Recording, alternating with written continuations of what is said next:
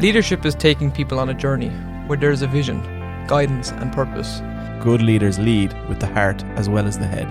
Leadership means doing the right thing for the right reason, no matter how difficult it might be. You're listening to Leadership Unwrapped, a podcast where you will hear from people who are living leadership every day. Niamh, I'm just delighted to have met Síle Walsh. I know that our previous interview with Thomas McCormack, he was saying to us we really should meet Síle, and I think when the listeners get to hear the conversation, they'll get why that recommendation was made to us. I feel so much joy in having connected with somebody who gets just beneath the surface to the depth that she does. I don't know how you found it, but for me, it was a really powerful conversation. Yeah, she really works. Like, you can tell how deeply she thinks about these things, can't you? Because she gets underneath the surface for and works underneath the assumptions for lots of the things that we were talking about. But what I loved about it, and like I think even the listeners will probably get this, a lot of the things that we've probably talked about or think about even in our own personal conversations are types of things that she was suggesting as well. Like, there's so much resonance with the types of things we've been thinking about and talking about. So I'm just really excited to see, where our conversations can go. Yeah, I agree. And I think her challenge, it's first of all, it's fabulous to talk to somebody who knows leadership in the context we're working in, but is outside a little bit too. So works with leaders and is outside of it. She talks about that, the being in and out, but I think it's good to get the external perspective. It helps us kind of see things a bit differently. I think that's really important. I felt she got that really clearly. I loved this conversation. I really, really did. I think the listener, there's an awful lot to get out of it. I really feel buzzed after it, but I have a lot of things that I'd also like to think about a little bit more, after the conversation. It's after stemming lots of thoughts in my own head as well. So I just absolutely loved it. Yeah.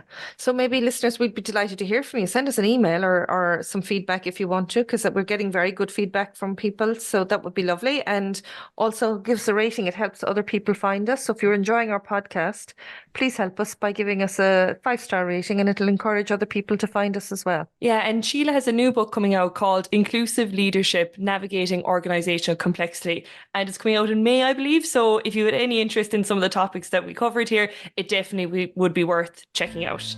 So yeah, enjoy the conversation.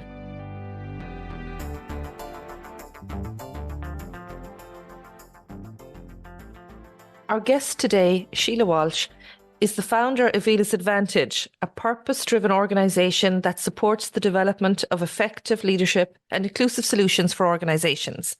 Their mission, which we love, is to help people transform organisations into workplaces where great work gets done and where people thrive. Absolutely love that. Síle has completed a HDIP in coaching psychology and a master's in personal and management coaching from the University College Cork, as well as additional qualifications in leadership, participatory management and professional supervision.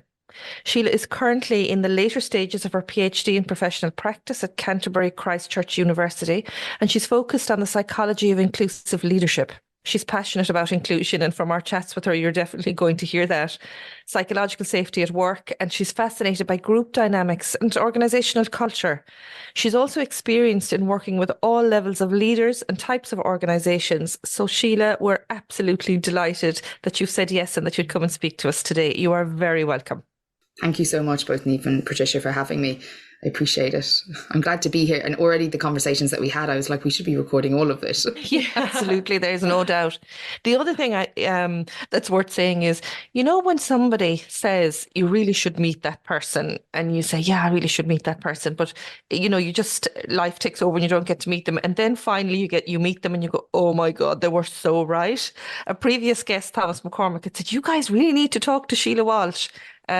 He's 100% right. So thank you, Thomas, for throwing our paths across each other. And vice versa. He had said it to me. I was like, I will.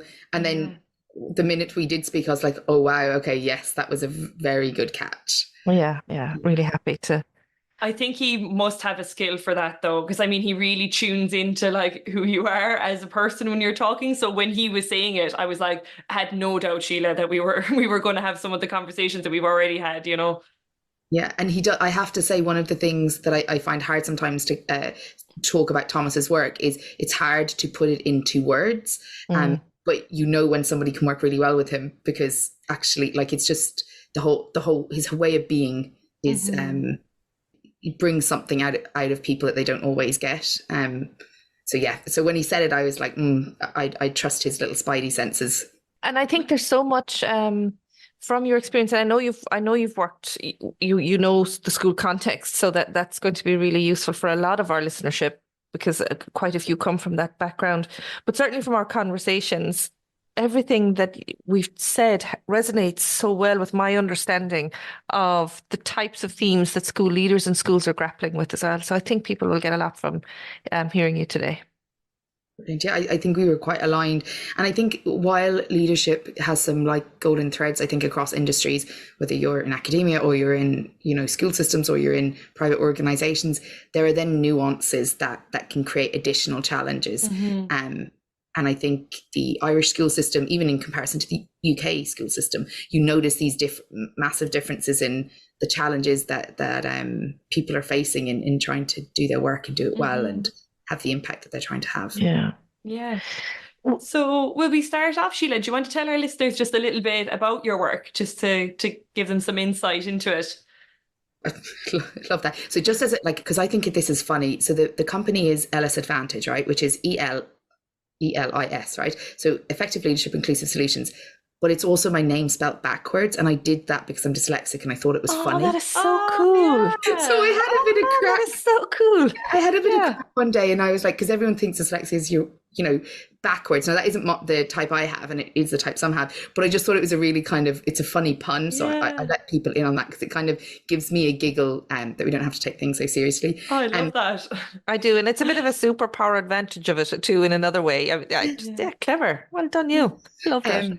So I specialize now in inclusive leadership, and I would say quite strongly on the leadership side of inclusive leadership. What I mean by that is often people think inclusive leadership is a D&I activity.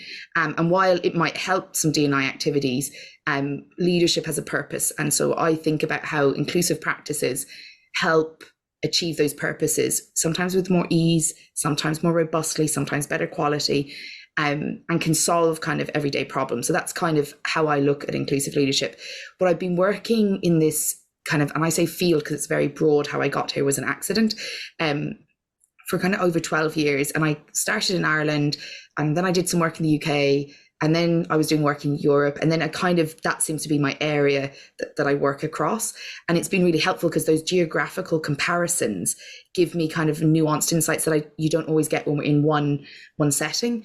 And I suppose a big part of my work is working with leaders around the things that the challenges they're facing. And then I bring in inclusive leadership as kind of the theory or the background to the work. And one thing that sometimes happens is people say, they're a leadership coach, they work with leaders, and they don't clarify what the ethos or the principles they're working off are. And so people assume it's the same, like every leadership coach is working off the same thing.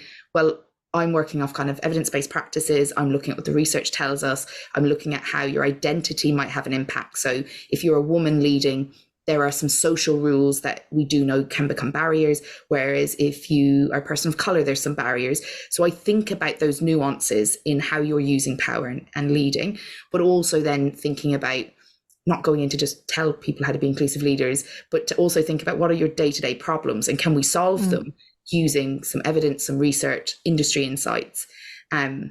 And I just think more leadership specialists and coaches should really clarify the ethos that they're working off, because it would allow people to make informed decisions rather than, assuming that leadership means the same thing or what you're being supported to achieve actually is probably based on a kind of an ethos or a theory or a set of values that the person helping you is using. So I do promote kind of clarifying what they are, because they then help you clarify if that is actually aligned with what you're trying to achieve. So that's it kind of in a very broad way.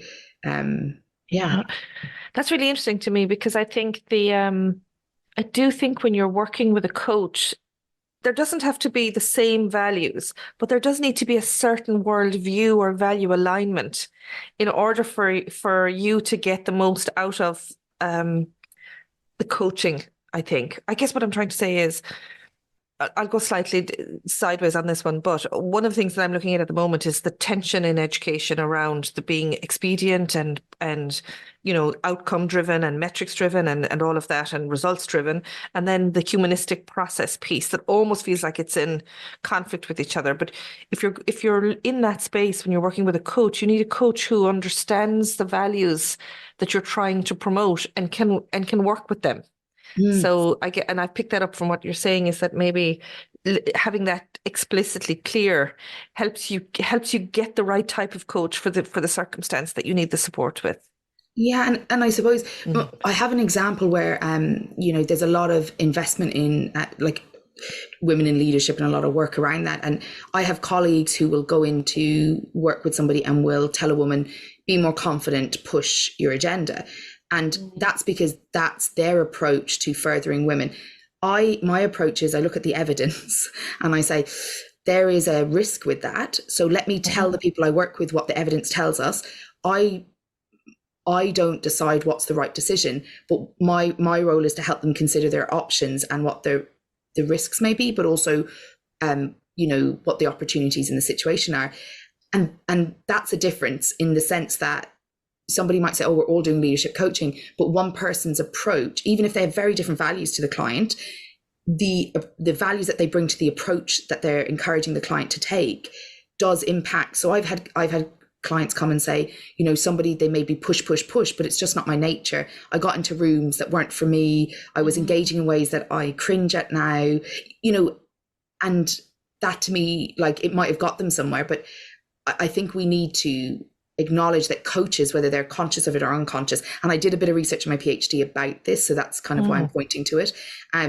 They do have a set of ethos if they're doing leadership coaching about what they think you should do, what they think good leadership is. And you do need to check if that is what you want to cultivate, because you could be very successful or very impactful, but maybe not in the direction that is important for the setting or is important for you as the person.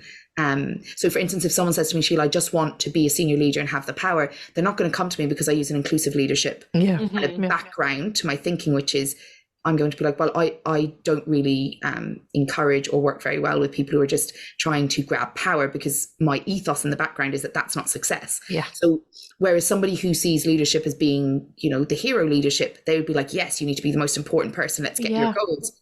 That is the right person to work with you. Yeah. So I think we should, and I think coaches as well, and we should be able to have the conversation where not even that our personal values align, because I don't think they need to, but if I have a vision for what good leadership looks like, my client should know what that is, so that they can make a decision about the approach I'm about to take. And what I will say is how I know this is I've always valued an inclusive approach because of my background, and I never used the language, and I had all sorts of different clients would work with me. The minute I used the language, I had clients think I was doing D&I work, which isn't actually what it is. So they stopped working with me because they thought that because I used the language, they thought I was going to be kind of an activist D&I approach, which isn't what it is.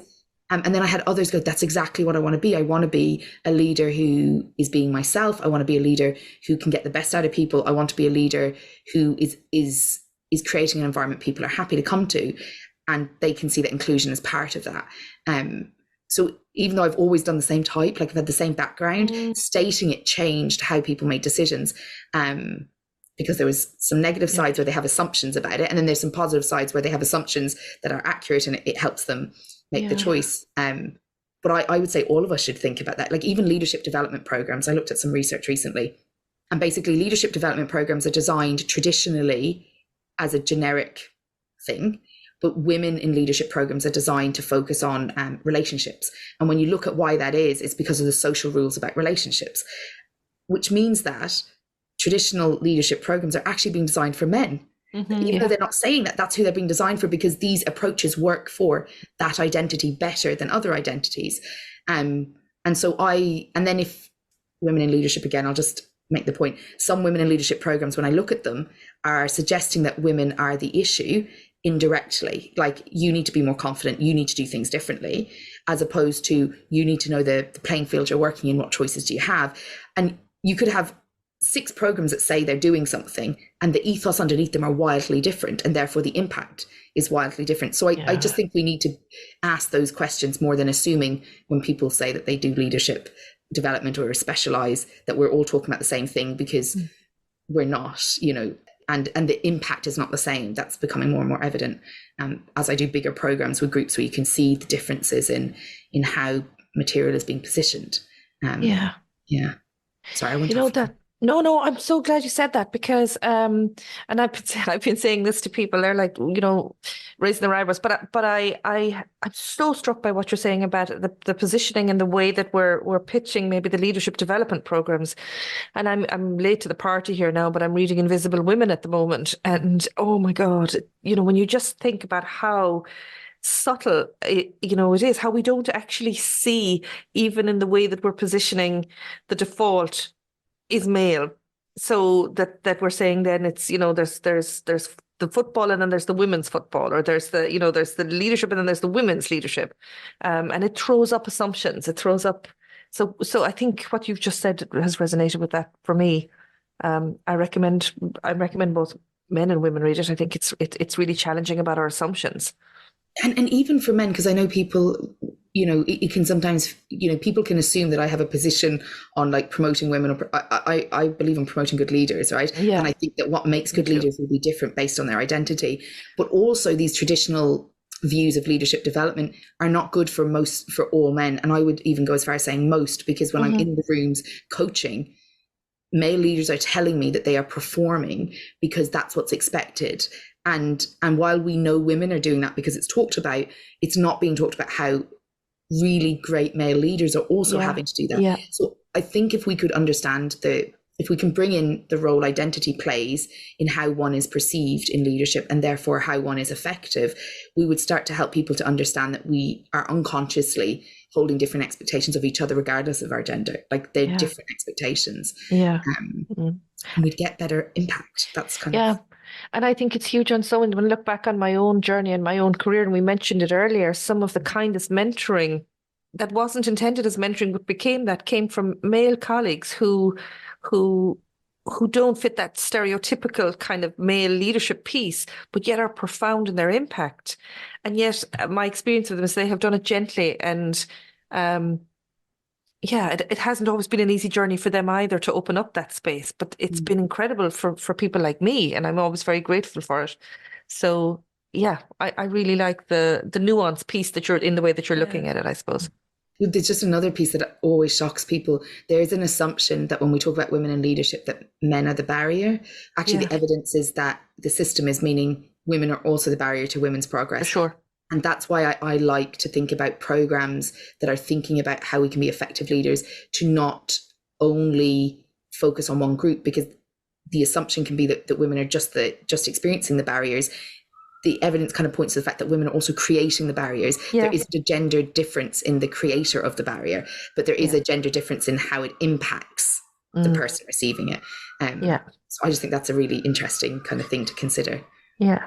I think sometimes, I was talking about this recently about a different issue, but sometimes the good thing about when we've come this far is we are now beginning to see more of the complexities that we didn't recognize first. And this is one that you've just described. It helps us in develop our thinking to come to the next stage. It's not the big bad wolf at the door here. It's just the next stage of our developing and how we're understanding how this is happening, I think.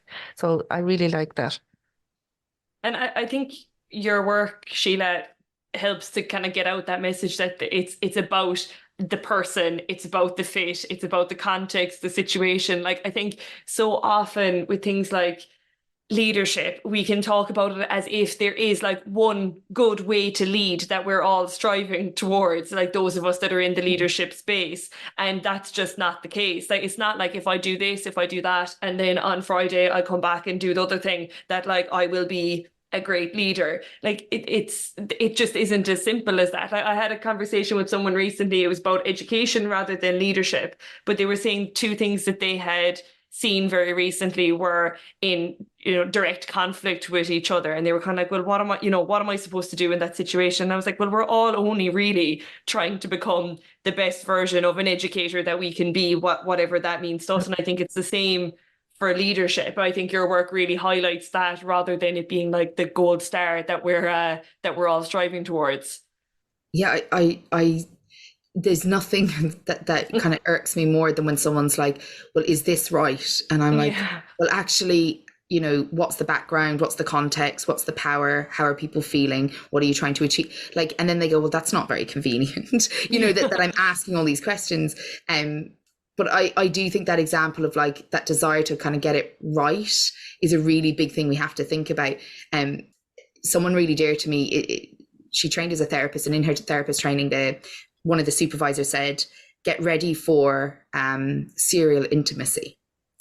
And it was during their training that like, you are going to have meaningful, like very meaningful relationships with very clear boundaries repeatedly with people, and then you're not. They're going to stop one day when they're done. And it's a very different dynamic.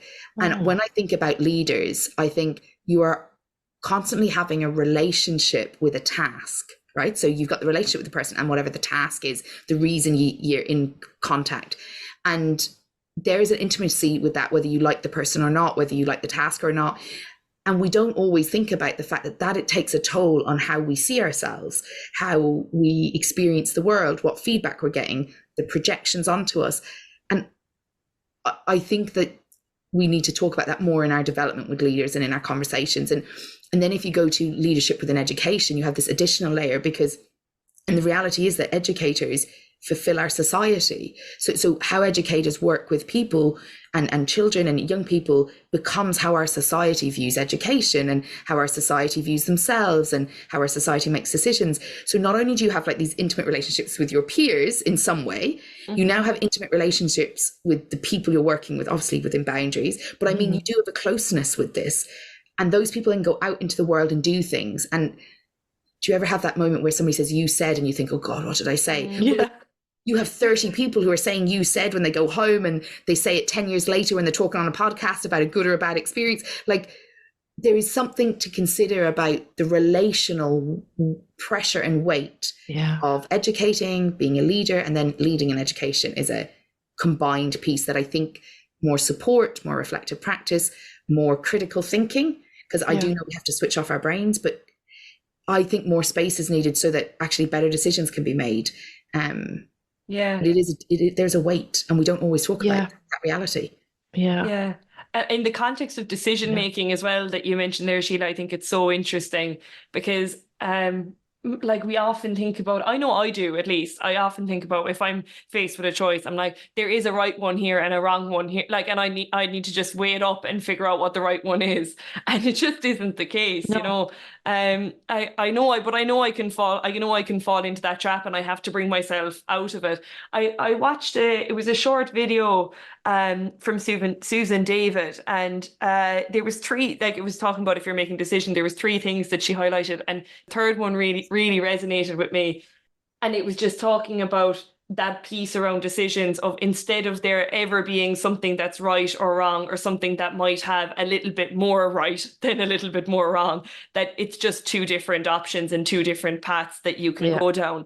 And like, I think even freeing yourself up to think about it in that way, you're thinking about really, right, what are the reasons behind why I'm choosing that decision? And when you get more into that space, rather than looking for the right and wrong, you actually end up making the better decisions for you and for the school or the organization or whatever it may be. But I think it's a really good way of looking at it. Yeah. I think that's a really interesting point, because within the education system, because of how we measure, there is like right and wrong is taught just indirectly because of how we measure. And so, and I always joke like that, you know, being a teacher is really good if you were good in school, right? But if you weren't good in school, being a teacher is a really hard thing to do, because you're using all the same systems and measurements. But there's a piece there about how do we separate the difference between when there is right and wrong, because there are times where, you know, there is a right and wrong, and then also times where there is there are two options that lead you to two different places. And I don't think I don't always easily realize that there are moments where right and wrong, and usually the reason you get stuck with right and wrong is because right is the harder decision and wrong would be the easier, right? So that's why that gets sticky. And then there's the other side, which is sometimes there are different options which have different priorities within them, and they'll have different consequences, and consequences are there, whether they're positive or negative. There's always a consequence, there's always a cost. But there's something about moving into kind of, can I make it the right decision? So even if it's not right in terms of what, can I make the best of this decision? Kind of like, can I make plan B if there isn't a clean, easy yes? Work, you know, but they're two different schools of thought. If you know, like, it's almost like our brain needs to move between two different, this is a right and a wrong moment. I just need the support to do the right thing because it's harder. And this is there isn't a clean winner, or there's two very different outcomes. How do I prioritize that and get into that critical thinking of imperfection? Because I think they're the more difficult ones. Like, if there's a clear right and wrong, like, you definitely you'd need courage in some instances to go with what you know is right, for sure. But I think if you can work in that space, it's that little bit clearer. But it's the ones where you're not sure, as you say. And I think, like, looking at, right, what are the reasons that would push me to make this choice? Plus, like, what will happen then afterwards? Like, what does that road look like if we were to make that decision? I had a very interesting week because a decision that, and it was an important decision. And at the time I was wrangling with, and I always say, if you go back to your principles, you go back to your values, you go back to your ethics, the decision will come. You know, you'll know what the decision will need to be, but you need the space to think about it. But it's coming back now and looking at it. And I was with the particular group of people to discuss the implications of the decision that was made a bit ago. And I was saying that was the current best thinking at that time, and it was good thinking. And they all kind of looked at me like, oh, that was a bit profound. But actually, I learned that from my PhD supervisor. And there's a liberation in that, but there's also a grounding in it, you know, that we did good work for good reason and made a good decision at the time. And let's remember that while we try and navigate the implications now as we move forward. So sometimes it's a bit of that too. You know, there's about trusting that your current best thinking is influenced by what you know in that moment. And we don't always have all of the information to hand. So we can only work with what we have and do it for if we go back to the sort of the ethical approach as to why we're doing what we're doing, it helps us make the decision. And then being willing to stand beside that decision as you go forward then. But that takes courage, actually, because I think one of the things leaders grapple with is being decisive, because they know that those that they're leading, it may give them a really hard time for making the decision. And they, I know I've worked with some leaders to say, you're damned if you do and you're damned if you don't here, because whatever I do, there's going to be people that are not going to be happy. And it's about becoming comfortable in that space also frees you up to make the decisions, I think. Yeah, and I would often argue that if you go into a leadership position, it's not about keeping people happy. In fact, I think that's self-serving. And I understand why we would do it, because we like to be liked. We like to have ease. You know, I think it can be really helpful when we step into a position to say the role of this position so that we make the decisions within the role. So one example I have was I'm working with someone in a university in the UK, and one of the conversations we've had was they would never make certain decisions. They've now got the role and they say it's different. And I was like, it's different because if you don't make the required decision in that role, you actually haven't served the university or the students. But previously when you looked at it, it looked wrong because from your role, that wasn't the right decision. But within any system, you're not just doing personal decision making, you have to think about how you fulfill the role. And if you aren't fulfilling the role in the way that's needed, you could be liked. Loads of people are liked and not effective. Loads of people are not liked and are also not effective, right? So they're not like mutually exclusive. But there is a piece in kind of, I find role really helpful to get really clear on. So is my role, and not just the title, is my role to advance something? Is my role, you know, to protect something? You know, what is your role? And then, and we've talked about this a little bit about followership, the people in which you're meant to lead. It's about assessing how they perceive your role. And there may be some expectation management you have to do, but also you may need to be clear about what you expect of their role, because you can't lead without followers. You can't lead without people. Like, what are you doing? Like, you can lead a project, you can be, you know, do thought leadership, you can be a social leader who influences through, you know, social interactions. But if you're going there on your own in some way, that's not leadership. You're just taking a journey on your own. The part with leadership is you bring people with you in some form. And so I think role is probably not talked about as much now as it probably was maybe earlier on in some of the kind of group dynamics. But I think it's really important. If your role is to keep a business open, then you will make decisions that will keep the business open, which may be in contradiction to the decision of the D&I committee or the decision of the wellness committee or, the preferences of a particular group. And these are the tensions that your role requires you to be in relationship with. And that doesn't give you an excuse. I hear people say, I need to keep the business open, so I ignored all of the D&I initiatives. That's not what I'm talking about. But I'm talking about fulfilling your role and knowing that the purpose of your role is something, while the purpose of that D&I committee is something else that should link into your role, but they take care of something. And, your middle managers take care of something. And, your students or your participants or the people who use your services also have a role, which we don't always talk about. Are they taking responsibility for their engagement? So I think role is really powerful for knowing that sometimes I make decisions in my role. And I was only talking about it a while ago. Like sometimes I'm facilitating and I have to become the challenging facilitator. I hate that role. I like getting on, having the crack. But sometimes I've been asked to come in and help a group move something. And so sometimes that means I have to move into the role that would help the group do that. Yeah. Doesn't mean they like me at the end. Hopefully, sometimes they do. Sometimes they don't. But that doesn't mean I didn't do a good job. And I talk about that quite a bit in my work, is doing a good job is not about being approved of. It's about serving the purpose of the role that you're facing into. And that's hard for us as people because we like to be liked. We like to be approved of. We like to be praised.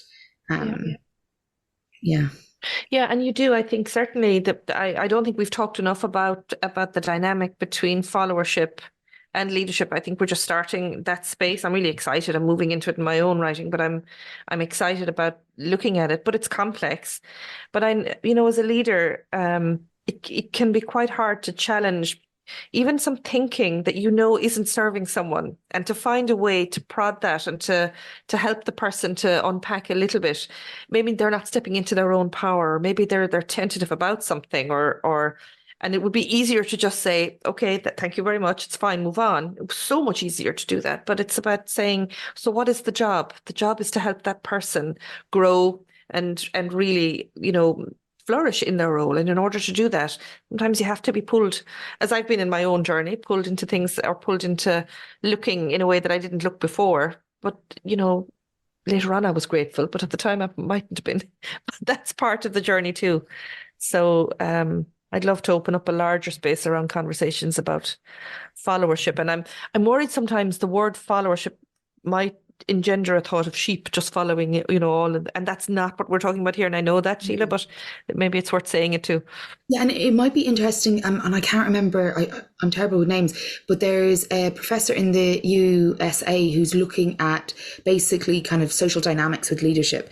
And he looks at, and I'll find it when you have the show notes, I'll find you the piece. He spoke at a conference I was at, but what was really powerful was he used the Nazi. So I'm going to use that as an example, unfortunately. But he talked about how the pushback was, we were told and so we followed, right? That is not followership, first of all, right? We can define it a little bit in a moment. But what he spoke about was when he went and retested some of the tests which later were used to kind of evidence that people do what they're told, basically.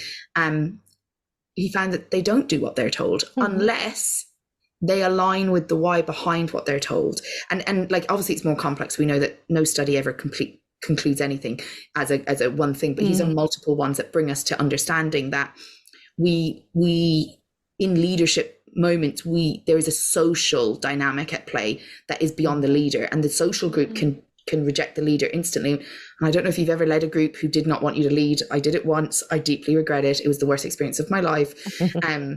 Because you can't lead people who don't want to be part of that collective piece. And followership is not about sheep. It is about seeing that it's a bit like at a dinner table. Are you the host? Are you the guest? The guests don't not turn up and then claim to be guests. The host doesn't expect the guest to cook unless it was pre-agreed. There are rules of engagement at a dinner party. Well, there are in leadership too. So if my role is leadership and we've agreed that I must deal with the external influences, I must make difficult decisions, I must put boundaries around our work, then followership is the guest at the party, and the guests at the party are saying, well, I have to turn up to the party. Did we agree a dress code? Did we agree a way of communicating? Like, are we at a party where we're crappy to each other? Are we at a party where we treat each other with respect? Are we at a party where we ignore that the host has a set time for the start of the main, or that we're using a buffet, that's what the host has picked, but we didn't actually tell the host what we wanted, but now we critique the buffet. There's a big piece here about our roles in systems where there are leaders. And we spend a lot of time on leadership development. And I think that's really important. Mm-hmm. But I also find that people who understand followership and their role at the dinner party do actually take to leadership with more ease, because they understand that they are part of something bigger than their decision or their preference. And they play a role at the dinner party. And I prefer the dinner party because obviously you can choose to leave. You could, you have choices in a dinner party, whereas followership, when we think about how people have talked about it previously, it links more to that Nazi, and I'm like that kind of excuse about the Nazi experience.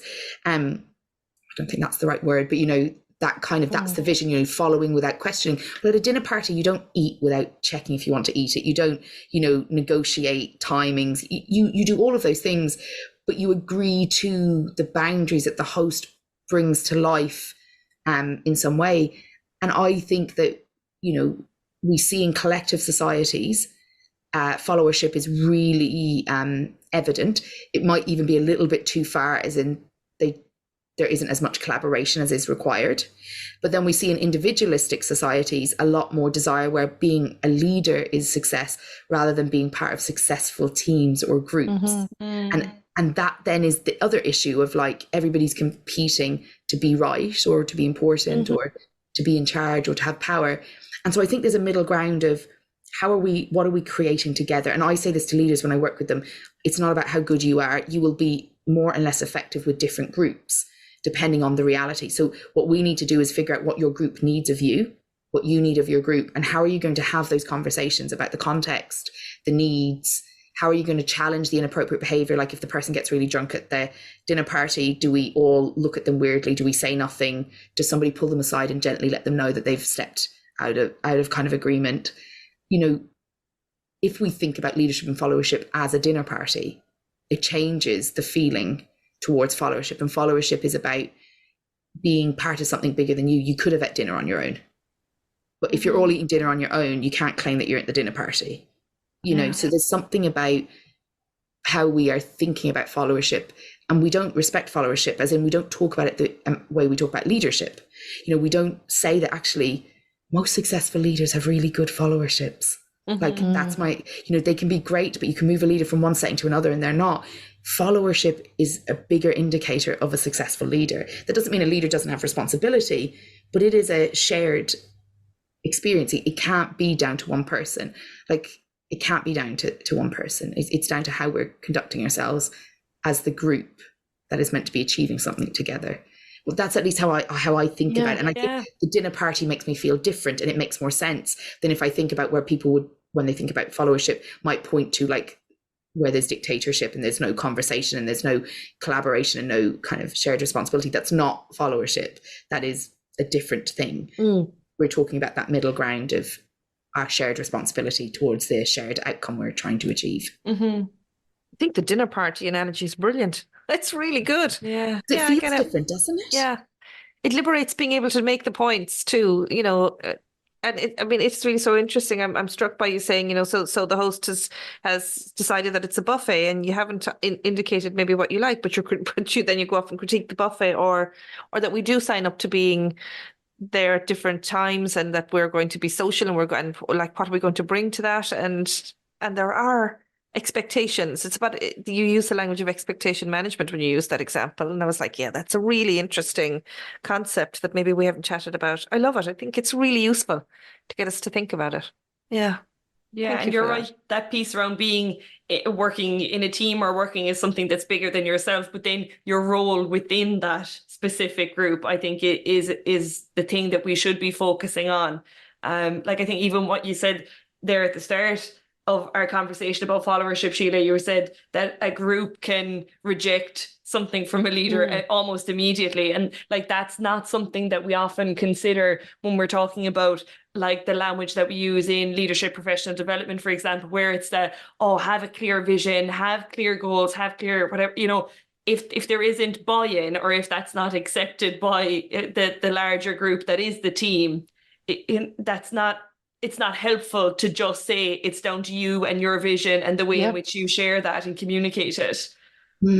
And I think the piece around kind of the followership is that what I found is that most of the issues, if I'm brought into an organization, is that there is a covert use of power. So yes, you might not be able to overtly override your leader. You might not be able to get rid of them, for instance, right?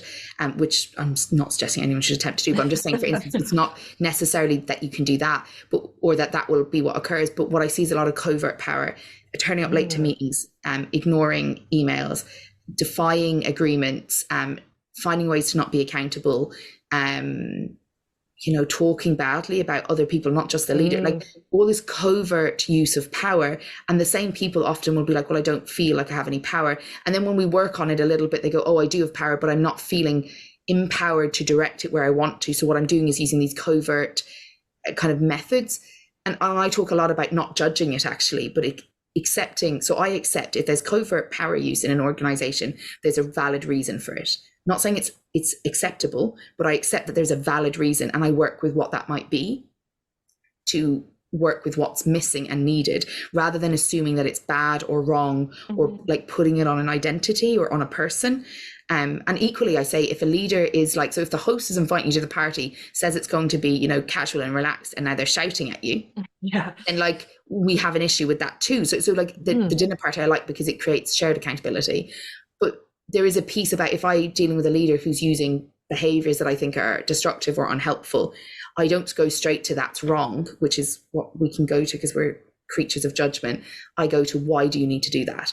And when I understand the why, we can talk about alternative behaviors. And I do the same with the followership piece. I'm like, why are we using this form in this way, or why are we doing it this way? Because that will tell me about your unmet need, and that tells me about some of the options we can then actually explore, rather than me saying, well, that's bad leadership, or that's bad followership, or you're the problem, which is a lot of sometimes what we do when we don't know the why behind bad behavior or unhelpful things.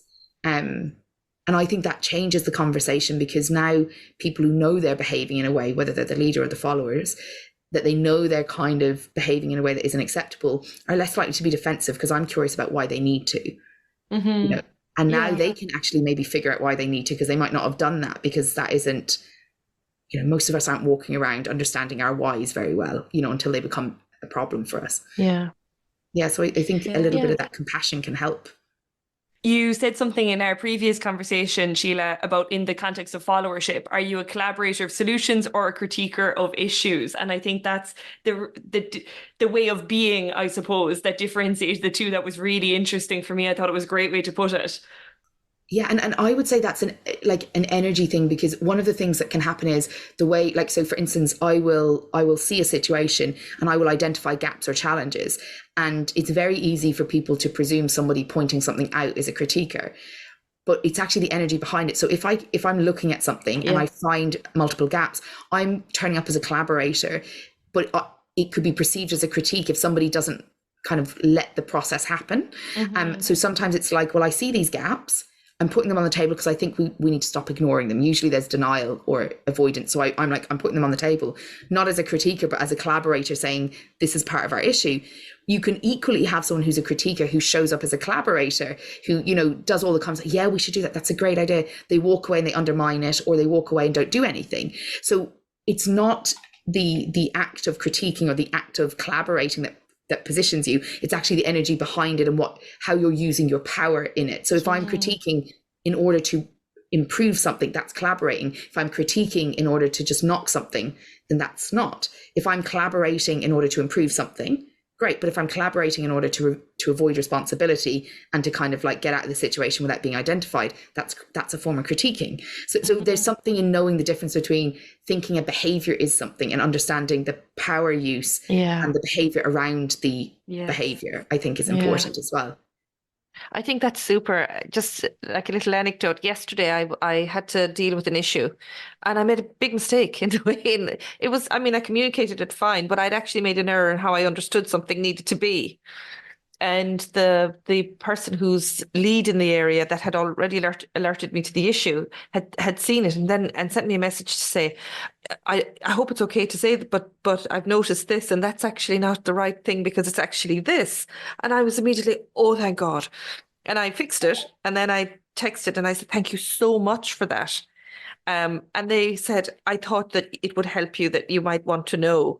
I mean, that the energy behind it was so collegiate, just fantastic. Even though they were pointing out I'd made a stupendous gaffe, and I was like, "That is that to me it crystallizes what you were trying to describe about about the energy behind it. You know, he was pointing out a mistake I made, and I didn't need to fix it. You know, but I knew it was done for a very positive reason, and I was like, "Thank God, that's a guardian angel moment at work, and that they're there." So, but it was the energy that made me feel safe and how it was done, as opposed to I'd done something wrong and needed to get a smack on the wrist, which they could have done, but they didn't. They were really collegiate about it.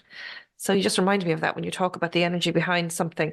But it's really important to say it because we feel it, but we don't know how to put words on it until you've just done it for us here in saying, it's so effective. But you can almost touch the energy behind an action that's coming towards you. Sometimes you're right and sometimes you're wrong, by the way, in that perception, I think.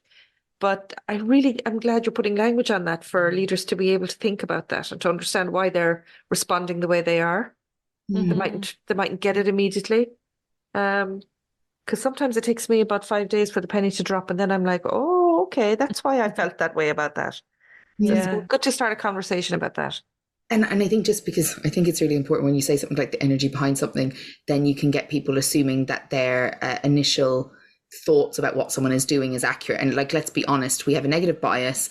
It's more likely if we've had positive experiences with the person, we might assume that they're being positive. If we've had negative, we're just going to assume negative. I think that the crux that makes that different is what's the unmet need. So I would always think if somebody is critiquing something, are they critiquing it to help me improve something? Are they critiquing it to tell me they have an unmet need? Right. So that would help me. And I do the same with collaborating. Are they agreeing with me because it kind of lets them prolong something and avoid something, which is actually a critique approach. They're just using, they've learned the PC way to engage. And the best way is to actually think about the unmet needs. And if you have an unmet need that you discover that someone else has, and you've clarified it and it continues, then you know they're in the critique. Because in collaborating, when you identify unmet needs and they're engaged with, people become more invested and their behavior changes. So it's something I learned, Gotham Institute. It's like one of the only evidence-based relationship kind of advice or John Gotham, he did his research. He has a really good ability to tell by just looking at people with the naked eye now, based on how much research he's done, the odds of their success of their marriage. It's really interesting. Wow. I know, but it's because he watches basically micro behaviors and he's listed them. He's great books on them, but he has a piece which I think is really helpful, which is that if you assume criticism is an unmet need and you can get to that, it's much easier to then assert whether the person is attempting to collaborate or attempting to critique. So he doesn't use that language, but what he says is like, if you're arguing in your marriage, you're still in your marriage, right? Like he's like, you're still in it. That is helpful. It's not helpful when you're not arguing in your marriage and there's something to be argued over, because then we have I'm worried. I get that. So I kind of use that rather than, even though I'm saying the energy, I think about the unmet need so that I can assess if I am, projecting onto the situation, or am I actually uncovering whether they're trying to collaborate with me by informing me again and again that something's upsetting them or frustrating them through critiques. Or are they just critiquing, and even when we find the unmet need, they find another problem and it becomes clear they're in the critique. And I think so that's the kind of, for me, that's the litmus test of is this an approach to collaboration or critique? Is, do I know the unmet need? And if I do, are we being able to resolve it and coming together? If not, then they're likely to be in the critique role. So it's a handy one to kind of assess that energy rather than just assume our own kind of judgments are accurate. So unmet needs are like, I use that for both followership and leadership. I'm always like, what is the unmet need? Like, that is your quickest way to resolution for most issues is that conversation. Yeah, and it's really powerful because if you're not engaging, if you're switching off, just say in a marriage, for example, if you're not engaging, that's almost like the death knell. And sometimes I think people think if you have a bit of argy-bargy, it's a bad thing, but you're still invested if you're in the argy-bargy. But if you've totally switched off, then something is getting lost, something is disappearing. It's like a flame just going out. So I don't know, I'm just throwing that out there, but that's the way I would think about it. From a bid perspective, if you think about like every time we connect with someone, there's a bid. So we say something, they say, we're exchanging bids. We're saying, I'm interested, we look at them. When we get to the point where we don't have the energy to give the bids is when we get to the point where we believe that our unmet needs can't be met. That may or may not be true because different people have different like thresholds depending on your history. So some of us might like take rejection really seriously. If you didn't make eye contact, it could feel like too much, and others might not even notice for months because we have different thresholds. But if we stop bidding, that is the evidence for any of us at any point that we think our bid isn't going to get the outcome we're looking for. And I suppose that's the start of us believing the unmet need can't be met here. And yes, I'm just thinking people might be listening who are in that position in their marriage. I would suggest start your bidding, like even if that means going to a therapist. I'm going to just say it because I'm like, it's really, really valuable. Most relationships need awful lots of repair, professionally and personally. That is very rarely role modeled in our society and very rarely discussed. That repair is actually the main activity of most relationships is repairing. Including in leadership, like you will make mistakes. Have you got the ability to repair? Your followership will make mistakes. They'll say the thing, they'll do the thing. Can you, engage in repair? And so I think unmet needs and repair in all relationships lead to better outcomes for everyone, but they are hard and they require a level of emotional intelligence and a level of kind of like packing up our righteousness and getting into the dialogue that we wish to be right on. That's not always role modeled in society, in fairy tales, in the movies we watch. That repairing is a very average everyday thing that we don't really talk about very much, and leaders and followers absolutely need it. And if you're engaging with anyone under a particular age, anyone teens and younger, they need to learn how to repair from both ends, that they can be repaired and that they can be repaired with, because it leads to more robust adults and then more robust relationships and therefore more success. We know success is much more closely, once you get past a middle management point, much more closely aligned with relationships, who you have them with and how you have them. So, and I think this is why often leaders come to me and they think leadership and my personal life are separate. And I'm like, what you do at home, you do in work. What you do in work, you do at home. You will have different degrees of how you do it because of the pressures and the responsibilities. But,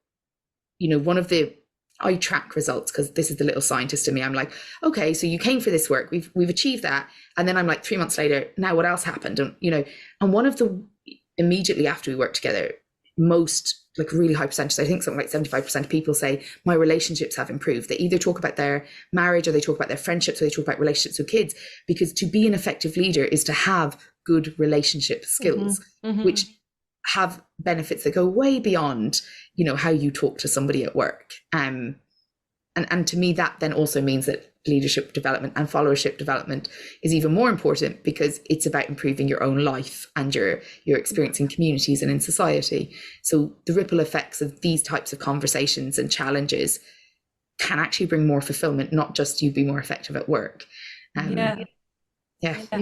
What you're saying there is relevant, I think, for everyone. I think sometimes when we think about and talk about things in the realm of leadership, it can be like, okay, well, that's not me, or for one reason or another, whether someone's in a formal leadership role and just doesn't see themselves as a leader, or isn't in a formal leadership role and that's why they don't see themselves in that space. But I think it's very true for all of us. I think sometimes with the language that we use, it can feel not as relevant to some of us. Yeah. I also think the good relationship skills are never done. So, you have to always keep working on that. I think if you think you got there, something else is going to come. It's something you always need to see that you have to develop and work on. But I was I was in a group, it's a long time ago, and there was a piece of work that was being done. It's like a training cookies, but it was in a fishbowl, and we were taking an issue. And the facilitator was working. It was a professional supervisor, and they were working with the member of the group, and we were around. And they were bringing the piece. The person was bringing the piece, and they were fairly stuck. And I can remember the supervisor saying, you know, do you want to be right, or do you want this to work? And I remember rooted to the chair, going, that is the choice nearly all the time, isn't it?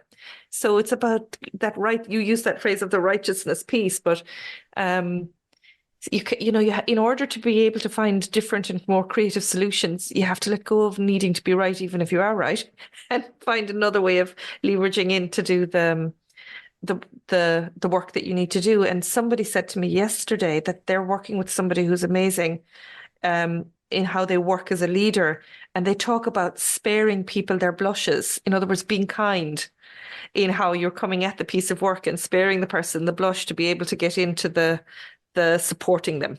And I thought, so getting rid of the blame. And I was just blown away by that. I thought, what a kind way of looking at leadership. It's also really strategic, right? Because just from a human defense point of view, if we feel threatened, we're going to be defensive. So strategically, you're going to have more work to do to get past the defenses to make the point than if you actually think about, how do I bring this in a way that doesn't require the person to feel shame or embarrassment? And that doesn't mean you can always not do it, because people have different triggers, but there is something in that, I think, that's worth thinking about, because, I was talking to a leader a couple of weeks ago now, and his position was, I'm just going to tell them this, whatever this was. And I was like, and how would you feel if I just told you that? Now, like in a coaching space, I do just tell people, because we kind of contract that, again, a bit like the energy behind me. I'm going to be direct because you might be surrounded by people who are yes people. So I have to give you a different perspective. You can fire me. And sometimes on the odd occasion, they're like, actually, we don't like, this directness. But a lot of the time people are relieved because they weren't sure if they were losing it or losing touch a little bit, because they know that something is happening with the power. But anyway, he said he was going to tell them. And I said, how would you feel if, you were in their position and your position told them? And he said, oh, that would feel really confronting, but I'm not going to say it like that. I'm going to say it like you say it, or whatever, like as in the way I approach him. And I was like, we contracted that I would be direct with you and I don't have power over you. He's like, oh yeah. I was like, how do you bring this to them with the grace that would allow them to hear it without the kind of positional power that you have, meaning it means something bad about them, for want of a better, So we worked on it, but that's a really interesting thing, because people are like, I'm just direct, that's just how I am. I'm like, you can be just direct and less effective, or you can be, conscious of the impact you have because of the position you have and more effective. Like, do you just want to do what you want to do, or do you want to be effective? Because that's actually a choice you have. A bit like, do you want to be right, or do you want this to work? And I think sometimes they're different things for leaders. Being right, you might be right about a position you're holding in your own position.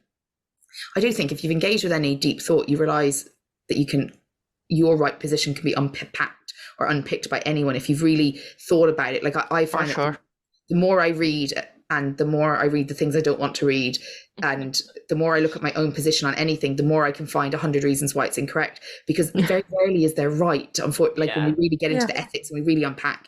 But that sense of being right is a sense of kind of what's important to you. So that you can hold that without putting that before the relationship. Without putting like what's important to you as more important than the person in front of you. You can find a middle space, obviously within appropriate boundaries. But I think your point, Niamh, about the seeing yourself as leaders, a lot of the work I do, people don't see themselves as leaders, and for different reasons, even with or without positions. But I like to kind of define it, because I'm like, leadership is anywhere where you can influence a way of being, thinking, or doing. And that to me is like, you could be a social leader. So do your friends give you a call, and therefore what you say holds more weight than other people? Are you a thought leader? Are you provoking thought in an area which is progressing people's, ability to think? And then you might be a positional leader. You might have a position where that gives you the power to be able to lead, people in some way. But I think we have to think about leadership in that dinner party context. Anybody could host in any location, and because then it stops this elitism that we associate with leadership, which feeds into hero leadership, which is this fantasy that leaders are all-knowing beings. And I use Melanie Klein's work because she works about like how children from the development stages of childhood can't perceive their parents as people, because it would be far too threatening. To think that these people who are keeping you alive are just people who could also be making mistakes. So we tend to kind of have to project a kind of heroism around them and something. Well, I think we do that to leaders. Like if we looked at the leaders during COVID that were making decisions and we were in a collaboration position, not the critique, we would probably panic more, because they are going home to their families or not. They're going home on their own and they're going, how can I give you an answer that doesn't exist in the world? And yeah, I've got to reassure you, but I don't know if we're safe. Like, there were some real things that I felt leaders that I even disagree with politically were holding, that there wasn't respect for. And because there was a desire to tell me what is true when there is no true yet, there is no answer. And even now, looking back on some of the decisions, and people are saying, this is evidence. They didn't have that day they made that decision. Yeah. And so there's something for me about respecting each other, whether in a leadership or followership, that people are doing their best. You may or may not agree with them, but they're doing the best within the bounds of their access. And they don't know everything. Michelle Obama has a quote in her book, Becoming, which is, I've been in the room, I'm going to butcher it now, but I've been in the room with all, the most powerful people in the world, and they're no smarter than you and I. And I read that, and it was the first time someone had put words on my experience of being in rooms where people, because I'm coaching people who have lots of power in their areas, and other people might be like banging on the door to get their attention. And just the reality that these are just people. And sometimes I have to tell leaders that. I have to say, like, you're leaders, you have all this power, that's, all this responsibility. But I need you to know that at the end of the day, you're just a person. So you don't have to be all knowing to be effective. You just have to do your best with this reality. And I've had leaders come up and say, thank you for reminding me. I was like, thank you, because we don't project that onto leaders. We don't project that they're just humans, because it would make us feel unsafe. Yeah. If I realized, now there's been some topical leaders like in the US that would make you go, oh yeah, they are just human, because, there's evidence they're just human. But there's something in that fantasy I would like us to break a little bit. And it's a childhood fantasy that we keep projecting as we get into adulthood. And there's this comment, I don't know if anyone ever has this feeling, which is, I'm the adult. I talked to my uncle about this recently, an uncle that I have deep respect for. We were chatting and he says, well, actually all the generation above me have gone. I'm now the older generation, because I still feel like I'm 17. And I have deep respect for this uncle. And I was like, yeah, but nobody stops feeling like that. Now, people might have lower levels of it and higher levels, but in leadership, people turn around to me and go, like, I'm waiting for someone to tell me what the right answer is, but I'm the only one who can decide the right answer. So there's something about that fantasy we keep doing, which creates more dissatisfaction, I think, in followership and in leadership. We are just all people with different roles trying to make something work. And I think that changes something about how we project and reject and all of the other stuff we do.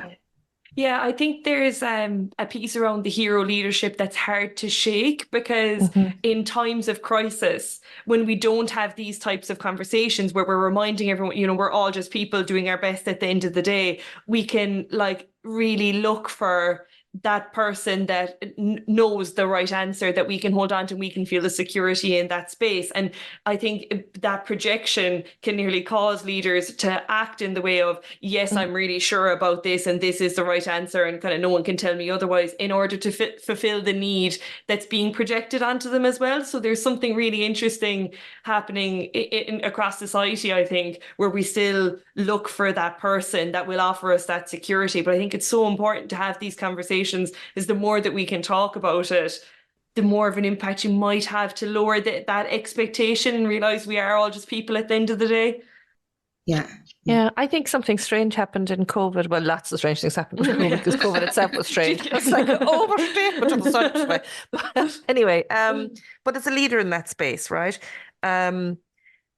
At one level, we became much more collegiate, and there was a better kind of sharing of leadership, which was great. But actually, the weight of expectation was way higher at the same time, and it's been hard to kind of change that. So we were talking recently about, I was reflecting back on my time as in the leadership role during COVID. And the bit that you didn't share with everybody at the time was I was walking the floor at night time at 3 o'clock in the morning going, oh my God. And I was talking to people with devastating experiences while also grieving for loss of people that I had loved to COVID. And yet at the same time you had to, because people got anxious if you weren't kind of in that space of being in, things are okay and we're doing great, we're getting there and we're prepared, don't worry about it, and we're here and whatever we need. So you had the weight for that was so much higher. The sharing was growing, which was fantastic, but it still didn't change the weight that you carried when you closed the door at nighttime, worrying about your own family being safe, and then worrying about the grief that when people would write to you to say that a member of your staff would write to you to say they had just lost someone or whatever you needed to do. And the relational piece that you wanted to do that you'd normally do if somebody lost a family member, in Ireland especially, the first thing you would do is make sure that you met them, offered your condolences and attended a funeral and showed them that the organisation cared and was there. You couldn't even do that. And that was also hard to find a way you had to find new ways to show that you really did care. I can't explain it. It just was sort of an anomaly in time. I don't know if I'm making sense. You are, and I heard that so many times over COVID from leaders who were like, because the reality was they were having their lives impacted. The people they were supporting had their lives impacted. There was different levels of fear, different conditions they might have had to have disclosed that they didn't before. There was so many things, but I think this managing expectations piece is important, because I do think actually part of the leadership role is knowing what your people need to be able to be effective in this reality, which means that sometimes you do have to reassure them. But I think that what can happen is we reassure them as if it's factual instead of reassuring people as in, right now, this is our best decision and we're going to go with it. And I'll take the responsibility of making that decision. That's very reassuring. I'm not suggesting, because I also worked with some people who leaders had fallen apart, and that was not helpful for anybody, in the room. But I think the issue is not knowing that there's a balance of making sure that you're reassuring to the point where people can be effective, but not to the point where you are absorbing reasonable anxiety that they need to have because they are facing an experience that they're now thinking your job is to solve all of that anxiety. And that's not clean. Different leaders I worked with during it had to do it in different ways based on the capacity of the people they were working with. But then I also think I saw people from a social leadership perspective thrive, where people did amazing leadership in terms of socially, not in terms of positional, where they could balance the need that people had and the kind of assurances that they needed without going into a kind of a hero leadership. I suppose the point is, in an emergency, I want a leader to make the decision. I want them to make the best decision with the information they have. What I don't want is for them to pretend, this is the part I have the issue with, pretend that it is the only decision when often it's not, and also to pretend that decision couldn't be flawed. So I talk about kind of armies, because I talk about, I do not want someone to, look for consensus on the battlefield. I always say that. I want someone to make the best decision they can in that moment and we follow. But later what we do matters, which is, do we sit down and say, what did we learn from that? Not could we have done it better, but what did we learn? And can the leader then say, I saw left, I didn't see right. And if I had shouted to you on the other side, you could have told me there was a right. I want the learning reviews after leaders have to hold responsibility, because they stop the fantasy then. But that doesn't mean that then that becomes the place where we lambaste them, which is what I think has happened politically, where people are now lambasting leaders who did their best. I think there's a middle ground where we go, we need leaders to take charge in the moment, but we need a point of learning so that the next time they take charge, they do it even better. But we're not doing that very well, because it kind of requires shared responsibility. And that's where the followership's important. Can I tolerate that my leader made the best decision they could? Can I also tolerate that they missed something? And we can facilitate this conversation so that next time they're more likely to make an even better decision. We're not doing that part when somebody does have to dictate or direct. We're not doing that part after it. So it's not the directing that's wrong. It's that actually we're not supporting leaders to humanize their decision making in a safe moment when there is a safe moment. So for me, it's a bit of both have to be there. I want the leader to like pull rank and do the thing, but then I also want the point where we make sure that there's an opportunity for the leader to humanize their decision making and think about how they might have helped themselves next time and how others might have had information they needed, but I don't want to argue that on the battlefield, and I don't want to argue that the week that we're all tired from the experience. I want us to have ongoing learning reviews of decision making so that everybody learns without blame and everyone has responsibility. So in that case, the leader might say, I didn't see right, I could have called out to person A, and person A could say, yeah, and I could have shouted, I see right. So it doesn't become who didn't. The conversation is, how did we as a team, how do we improve our shared, our performance in these moments, instead of what tends to happen is blame. And so that's why leaders don't enter into these, because it becomes blame orientated. But that's the piece I would love to see in schools, in organizations, in the Scouts, like anywhere that you get groups, let's do a part where leaders and followers review their group behavior so that they can improve the odds next time, as opposed to look for fault and blame on the review. I absolutely love that. I get really buzzed by that. I think this is amazing potential, and it's a space because it influences culture, which is for me is something that I'm buzzed about.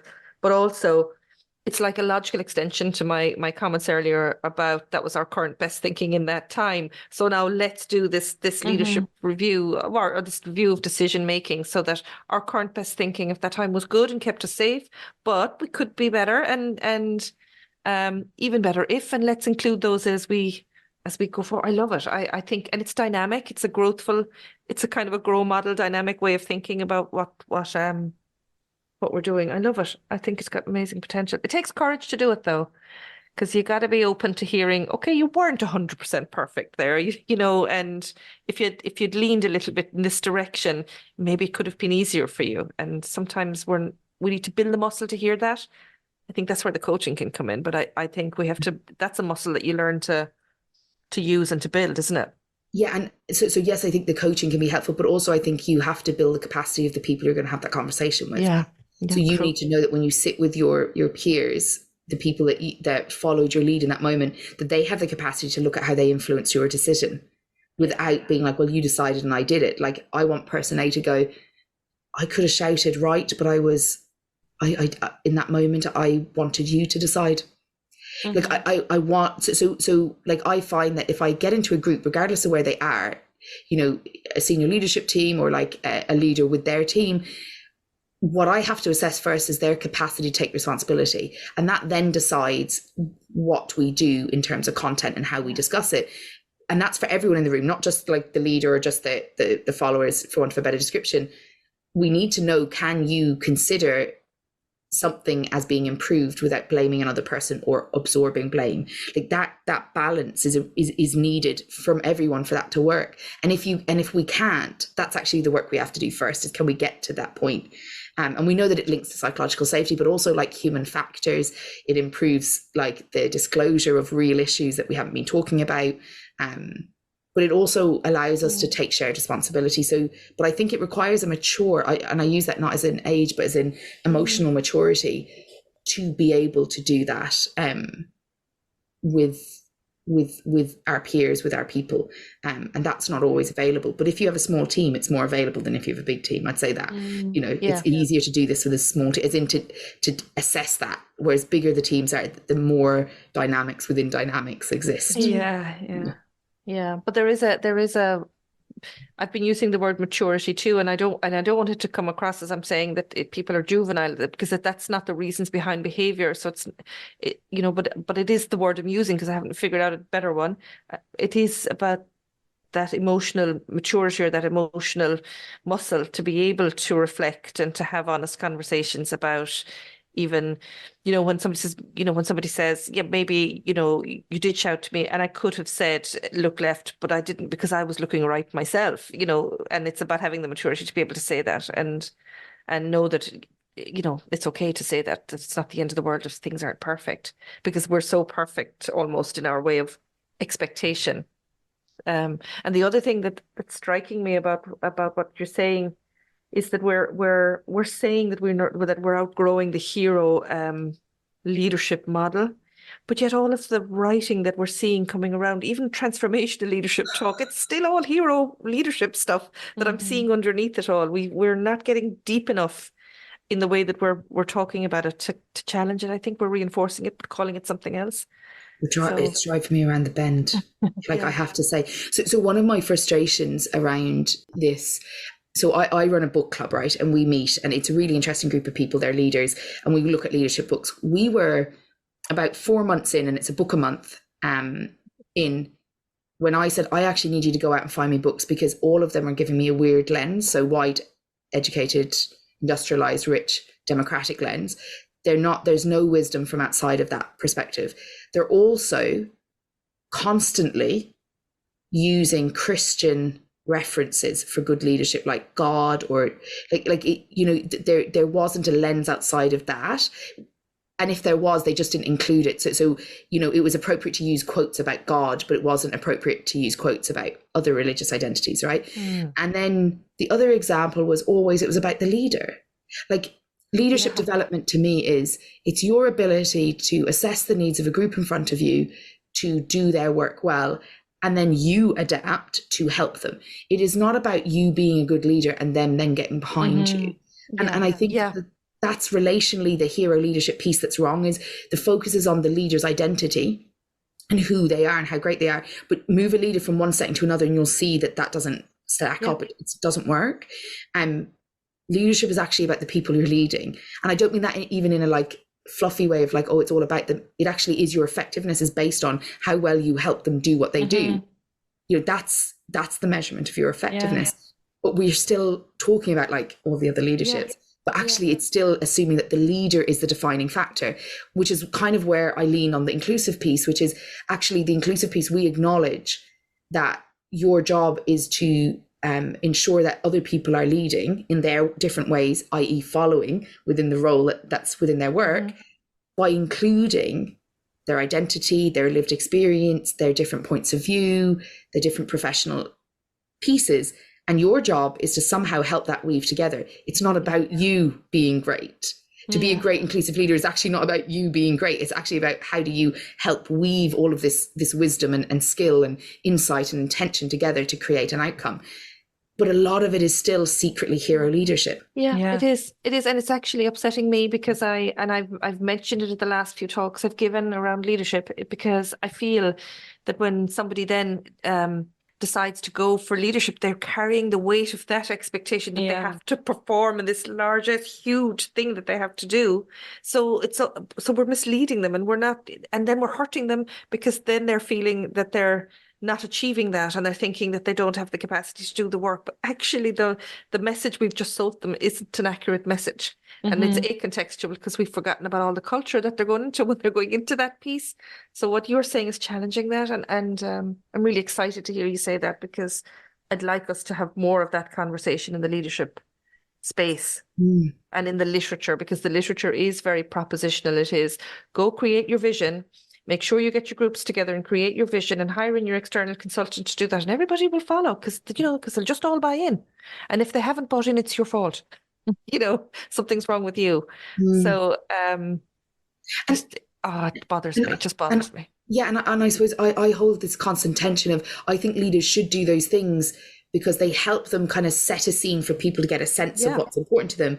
But that is not the defining factor that will empower their leadership. And I ask leaders to do their own leadership mission, not leadership for the organization, because there is a golden thread, and Angela Duckworth talks about this in her PhD and in her book Grit, but there's often a golden thread in all of where we land, that there's something between it. And sometimes if leaders can communicate that, it can help people connect to their humanness, right? But unfortunately, that's being taught and then being manipulated as a way of presenting something, because it will create buy-in to you as a leader, but that's not your golden thread.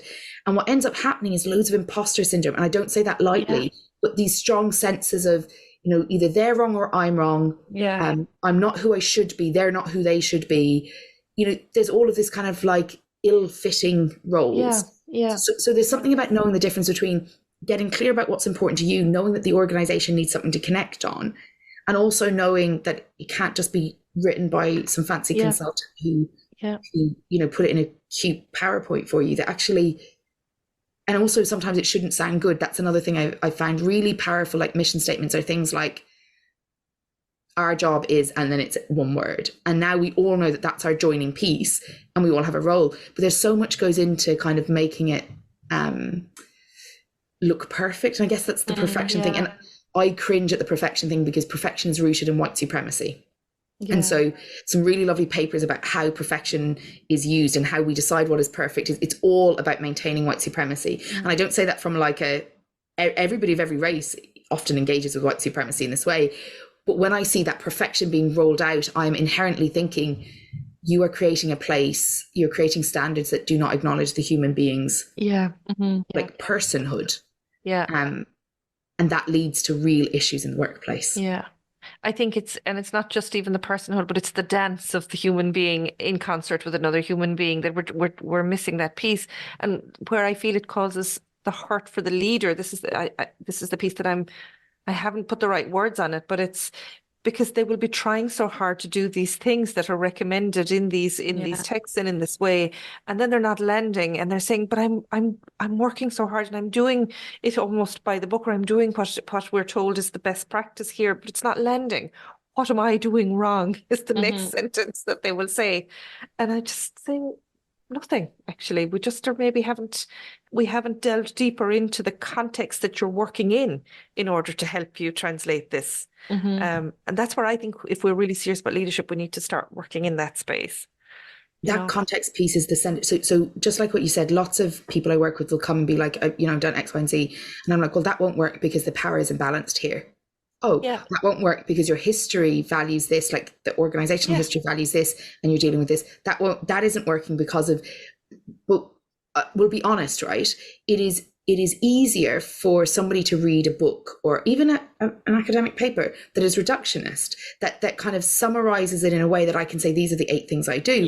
They hate when I say, there's about 7 things we need to consider before I could even suggest that might be effective or ineffective. I don't, this, like, and I'm just making up the word 7, there's usually more, but there is so much in the context that we ignore in this reductionist approach, and it sets people up to feel crap, but also it sets up followers to go, well, you should have done this, but like it would have had no impact on the setting, it had no relevance to what was needed. So I the books that make you critically think and make you uncomfortable and make you kind of not give you the answer but give you considerations are not the easy reads for leaders when they're trying to get through 12 books a year, or they're not the easy reads, because you make them responsible. But that's actually I think what we need.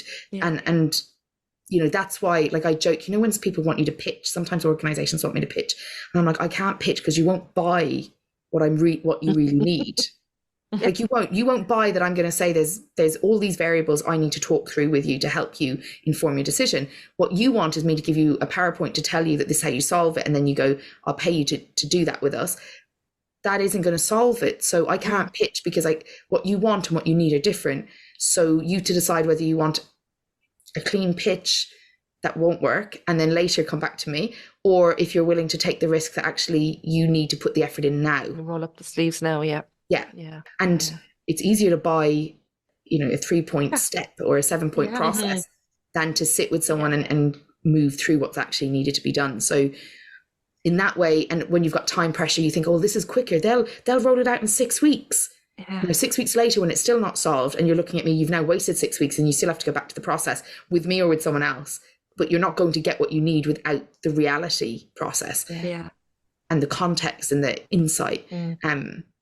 So I always find that a little bit like, I cringe when they say pitch. I'm like, I wouldn't buy what I'm selling if I was in your shoes either, because you want it to be quick and simple first. So wait till you find out that doesn't work. Then we will. It's a bit like, somebody reads a self-help blog and then they go, I'll just read it and do these things. And then later they go to therapy or go to a coach. And you're like, it's kind of what it feels like to me. Sometimes it's like, the thing you probably need to do now, but it's hard work up front as opposed to easy work up front. Yeah. There is no quick fix like to No, all no. of these things, and I think it's damaging, you know, when a lot of the discourse suggests that there can be and that there should be, and if you do these things it will be successful. Like it can hurt.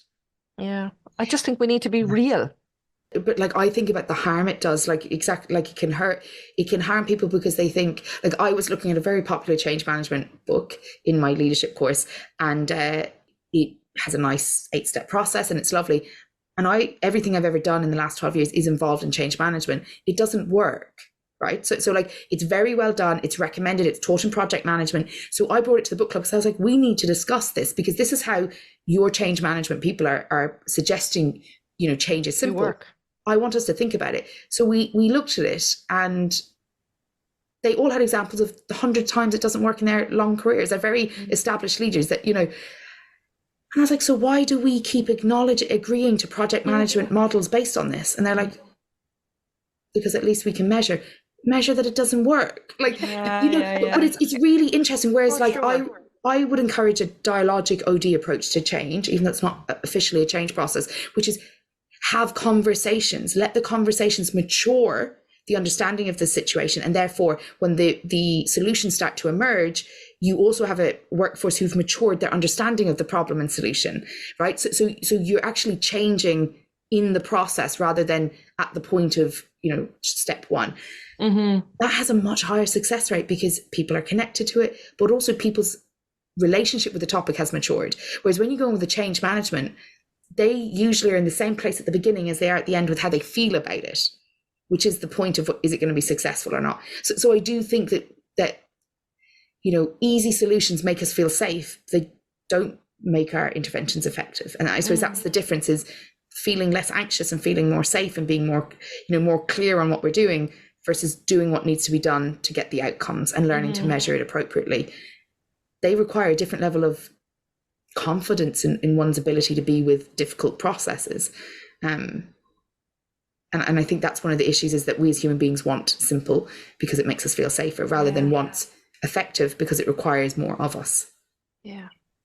But I think what I'm taking from this piece of our conversation is that it's okay to be discerning about these types of texts and these sort of canons that are moving into the space of change management and leadership, and to say, okay, there's things to be taken from this that can be useful, but maybe we've been a bit too uncritically accepting of the models in them, and let's see how they would play out in our context, and let's be more discerning in how we apply or what we expect from that, you know. So I'm happy. I mean, when I started this conversation about saying I have some real concerns about what the literature is saying, I was saying, God, this is probably counter the theory now, and I'm putting myself in a difficult space. But I'm so relieved to hear you have a similar view in that space.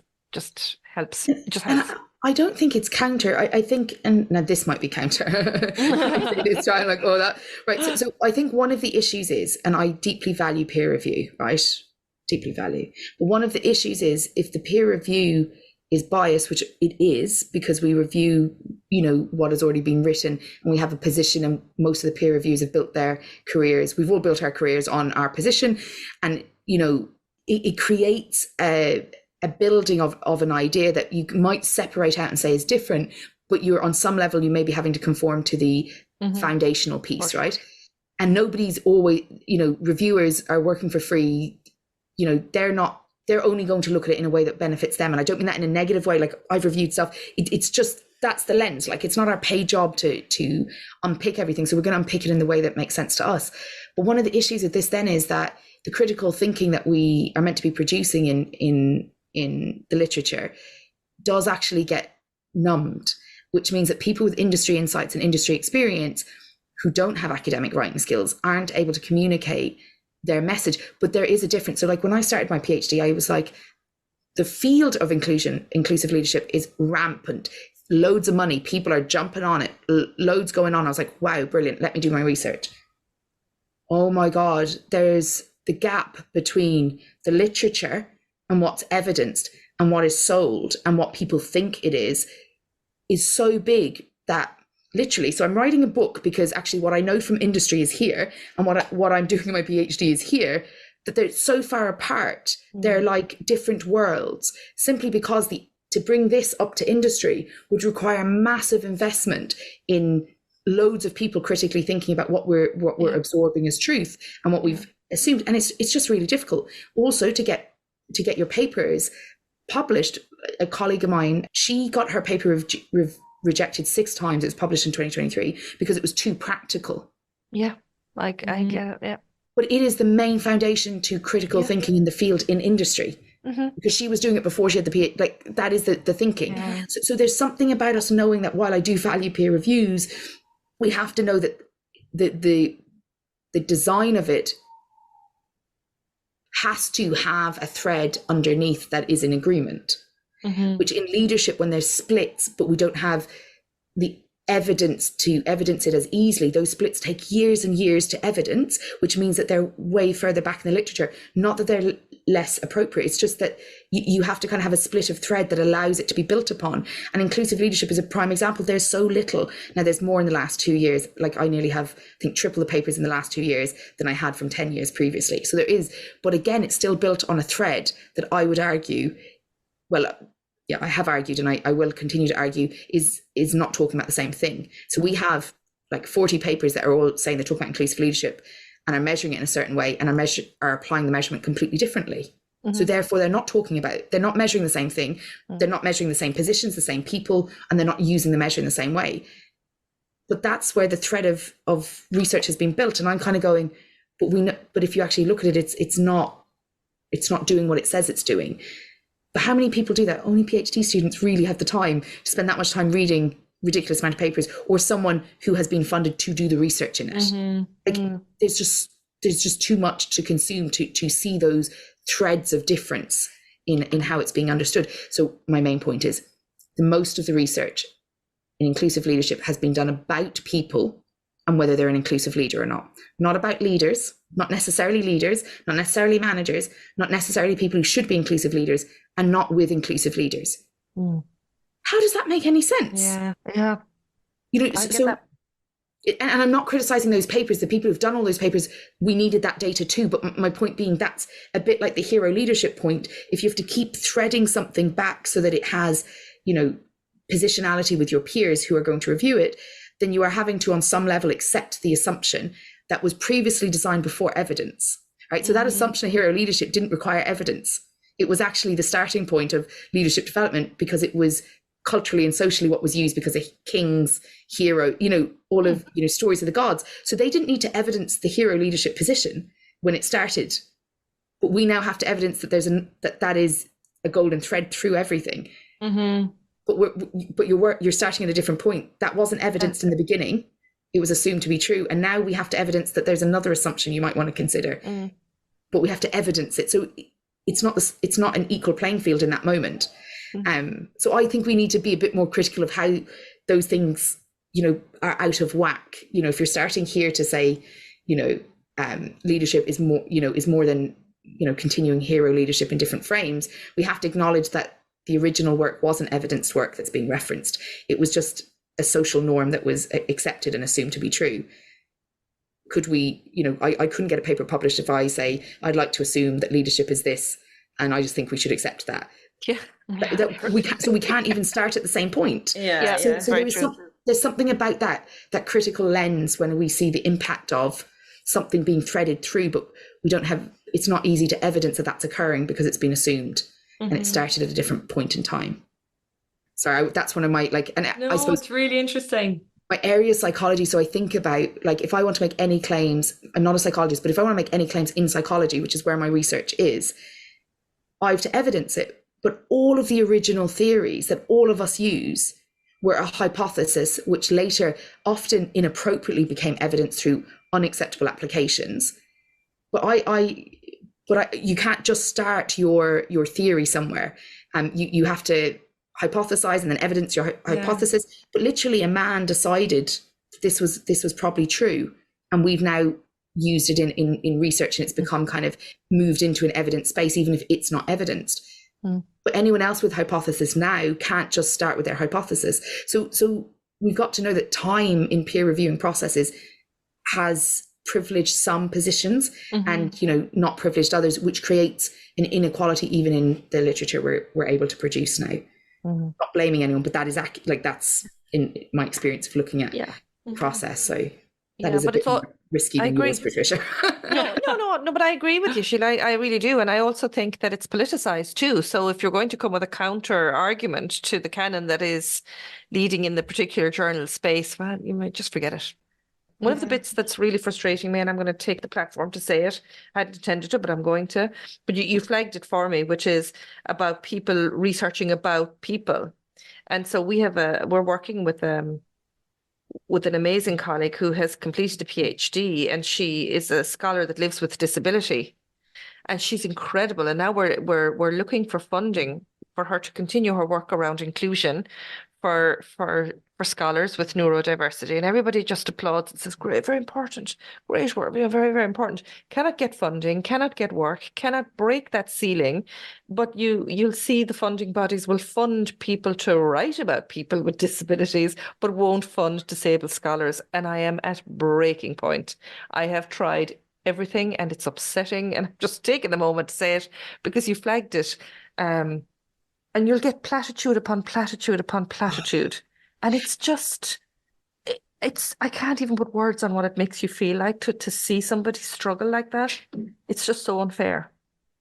And the positionality of having a lived experience of something and being funded to research it is so powerful, you know?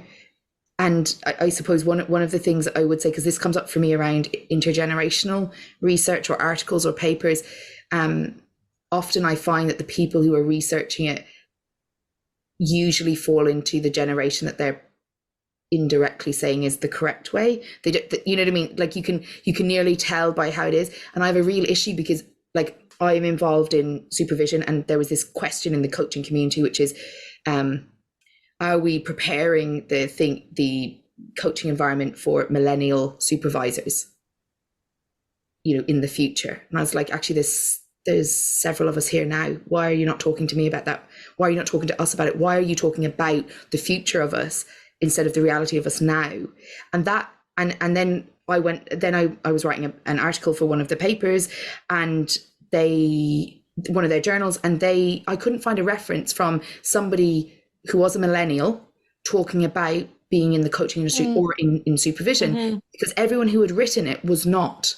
And even the critique on my piece of work was, maybe you should evidence this with X, Y, and Z. And I was like, no, because X, Y, and Z is not a millennial perspective, which is my issue in the whole paper, if you have read what I wrote. So eventually it was published and it was accepted that you can't, you know, basically tell me to do something against what the whole piece is about.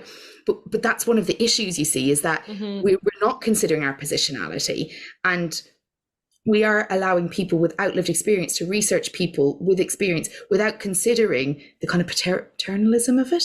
You know, the assumptions. I used to work with mental health teams, and I used to train like the multidisciplinary team, just like short training around family recovery. And one of the things people would talk about was patients and professionals, so nurses, psychiatrists, you know, the team. And I was like, they're not that separate. It's 1 in 4, and we have 9 of us. So it's 2 in this room today. People were like, you can't talk about the fact that those of us providing services might share identity. And I just find that, like, in a space that you're meant to be humanistic. But that's kind of what we're perpetrating, is we're continuing to say that we think these people are important as long as we are the ones in control of the narrative. Yeah, exactly. And but also there's a deeper piece to this, which is, but so we'll plow the money into the people who will do it about, which precludes them from having meaningful and gainful employment. The ceiling is it's not just glass, it's concrete, and just with a whole other level of concrete on top of it. And I'm literally, you're just going, where do you go with that? It's a real challenge. It's one of the things that I've decided when I finished my PhD, because of the impact it's had on me, just on my thinking, if nothing else, that ELIS Advantage will then fund a PhD like every year. So not as in every year, we'll fund someone through. When that person gets their doctorate, we'll fund them through, but based on those who have barriers. Because to me, like, understanding the rules of academia is difficult enough anyway, if that's not your space. But then there's something about, you know, even the funding, like trying to write a funding application, you have to, like, if you're promoting anything, you're marginalized in any way. It's like they want you to, like, it's like kind of disability porn or, marginalization porn or oppression porn. It's like you must sell how, you must How sell. oppressed you Your are. colleagues don't. Your colleagues without that identity sell their achievements, but you have to have achievements and also sell this. And there's just something about that for me feels really like, it reminds me of that kind of like the the show where they have circuses, like where they'd show people that looked different. It feels like that, but with more politeness around it. But that, so I really try to balance that in because I think we're furthering a conversation. So maybe, Pritish, we should say at this point, if anybody really does believe in inclusion and diversity, then, and you want to support that funding, you should get in contact. I'm going to say that, because then you might be able to get in contact with someone else, and there might be a piece in that, because there is something about this that we have to stop pretending that the playing field is equal, even when we create spaces for, inclusion. It's not equal, because you're expected to do more than your colleagues to get the same respect. Yeah, and it's so upsetting to see what's happening. I just, and it's so upsetting not to be able to get any conversation or traction about it, because it's not in the right type, or it's not the right person, or it's this. And I'm not saying that just because you don't have the experience, you don't have something to say, but that we're actively making decisions based on some really crazy metrics for a very small population of the world, that we're then saying to other people, that's very good, pat on the head, thank you very much for doing that work, but we really don't have a mechanism to move you forward, because we prefer to give it to somebody who doesn't live that experience, but who can tell you about it. It's just so frustrating. I know I've sort of moved us in a downer, but I just think we need to take the platform to say it. It has to be done. Well, it says something again about followership and leadership, because if leadership is we support something, but we don't support it beyond a particular point, because now these real metrics matter, but earlier they didn't, they were important to that. There's something about how are we treating the power that we do and don't have, and like I look into things and I kind of do research with organizations into communities I don't have identity of. But how you do that can be ethical. It can be aligned. But if I know that someone from that community can do that piece of research, it's better to have an internal researcher get that data than to have an external researcher, for want of a better description. And it's about, how do I factor that into my approach? It's not either or. Like, it's not that I can't or that I should or shouldn't. It's, where are you holding space for the reality that internal researchers do get data that external researchers, as in identity external researchers, don't get? And do we want to hear that, or do we want it to be cultivated through the voice of someone who can kind of make it whatever way is popular at the moment or is in their benefit? Yeah. Because I'm listening to this, and this is back to the conversation we had about the text. So if you look at a lot of program development and implementation texts or promotion texts, they'll say, well, we don't want to be normative. We don't want to tell, but this is literally the decisions you're making about funding and who we will fund and why we fund them, because we feel they will produce an output or an outcome better than someone else. So they'll tell other people about how to create resources in order to be inclusive, instead of listening to somebody who says, actually, this is what it's like to live it. So this is how we would like them to look. Yeah, I'm on a rant, but I'm really cross about it. But it's who we listen to. So who are we giving power to? That researcher is completely taking up the role of power in terms of leadership and followership. They're like, as a leader, I'm willing to do this research into my community. As a follower, the part of that is that actually I'm willing to be part of this community to bring that to life. And then we're saying, yeah, but you're not quite the right person for that, for whatever the metrics are. We're going to pick someone who is just the leader. Like, let's be honest. Like, so again, that hero piece a little bit, that we need to think about. And that doesn't mean we shouldn't research these areas if we don't share identity. I think we should, because otherwise areas might not be researched. But I think there's something about checking the power and privilege within those decision making when we're making decisions about research about marginalized experiences. I think that's going amiss in some of our metrics and our decision making. Yeah, 100%. Yeah. To be continued. To be continued. For sure. I really feel this is the start of many conversations, I have to say. I've loved it. Sheila, it's been so nice to have you join us. It's been a fabulous conversation, even this and even before now as well. So I really do look forward to staying in touch. Yeah, me too. And I hope we get to meet at some point, just even to continue, because I think there's potential to share ideas and move areas forward together. I don't know what that would look like, but I just feel there's huge space here. Yeah, the minute that we kind of got into halfway through this, I was like, we could do like communities of practice where these conversations are shared conversations. So yeah, and I definitely think that there's also something about, isn't there, planting seeds, watching them grow, see where they lead to. So I would love to, and maybe over coffee and some food, so that absolutely, definitely, because I haven't even noticed the time go. It sparked me. I'm quite interested. I've got loads of work to do, but I have that energy now to go do it. Yeah, me too. But also I think it helps to I'm going to use the word heartening, and I'm using it on purpose. It was a heartening piece to speaking to you, Sheila, every time I've spoken to you, about a sense that there is good work and good thoughts in what we're doing, and let's put the conversations and push it out there to help other people who may feel the same get heartened and say, yeah, I want to join that conversation, and I'd like if that was an outcome of this. Yeah. Brilliant. Yeah. All right. Well, wishing you the very best, Sheila. And we'll stay talking, and looking forward to chatting to you again soon. Have a great weekend. It's brilliant. Thank you very much. Brilliant. Cheers. Thank you.